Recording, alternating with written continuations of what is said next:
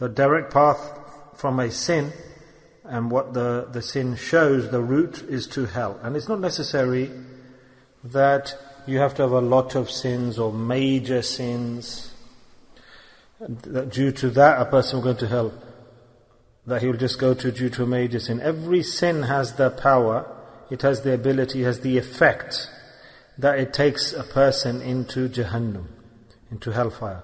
In other words, it's not just that we have that person after he's purified and cleaned and cleansed, and then based on that person having Iman, he will enter into paradise. So it's not just that we're not going to backbite, but we can do all the other sins.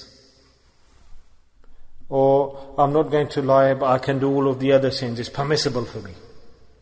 No sin should a person, a human being, implement. And this is what we define as taqwa, for which Allah subhanahu wa ta'ala has given this Ramadan month to us, and fasting. Now fasting within Ramadan, is there a bigger example than this? That it's not sins that spoil a fast, a sin spoils a fast. Just like I said, the hadith of the Prophet ﷺ, that one was backbiting and the other was listening, and the Prophet ﷺ said, both of you, your fast has ended. So it isn't that they had committed sins, but they were doing a sin. One fast, from morning until evening, you have made effort, but you've committed one sin, it destroys the fast. Whole life long, if a person, if he is working hard and making effort, but he commits a sin or sins, then he's wasting his effort. So our mission, our objective of life, the biggest objective of life, is that we need to save ourselves, protect ourselves, refrain from the sins. Very easy formula and method Allah Ta'ala has prescribed to do this. There are two ways of doing sin.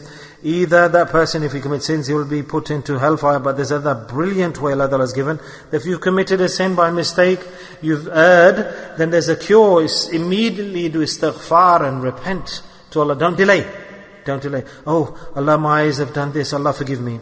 Oh, Allah, I've sworn from my mouth. Allah, forgive me. Allah, have mercy on me. Oh, Allah, I was angry. I said something wrong. Allah, have mercy on me. Forgive me. I accept my sin. That's enough.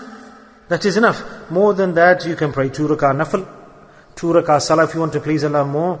Do 1 tasbih istighfar to Allah. So the more you regret and have remorse after doing a sin, Allah Ta'ala will elevate the rank and status of that person.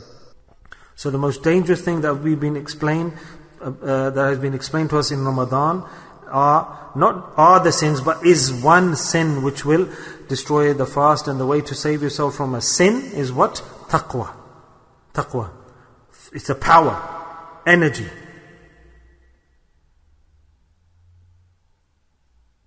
Yes? So to fight against sin, we need to strengthen that power and energy, which is taqwa. We need to increase it. Yes? So to combat sins, to fight against sins, the name of the energy, the power to fight against sin is called taqwa. The more your taqwa is strong, the more power your taqwa has, the more energy it has, the more it will allow you to leave the sins. And then one level comes, Allah subhanahu wa ta'ala says, in that way, then the saghir and kabira, the major and the minor sins are removed. A person, he goes away from the sins. Those sins